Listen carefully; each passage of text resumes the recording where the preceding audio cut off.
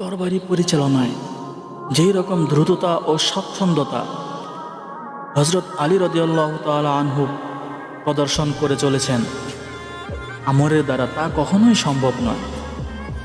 কারণ আমরের তুলনায় হজরত আলী রাদিয়াল্লাহু তাআলা আনহু ছিলেন হালকা ও স্বল্প দৈর্ঘ্য দেহের অধিকারী।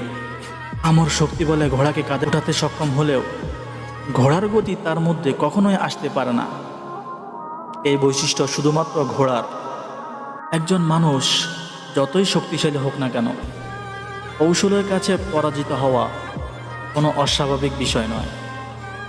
হযরত আলী রাদিয়াল্লাহু তাআলা আনহু আমরকে আক্রমণও করেন না। আমর এটাকে ভীতির প্রভাব মনে করে সর্বাত্মক শক্তি দ্বারা অবিরাম আঘাত করতে থাকে। হযরত আলী রাদিয়াল্লাহু তাআলা আনহু ধৈর্যের সাথে সুকৌশলে আত্মরক্ষার চরিত্রে অভিনয় করতে থাকেন।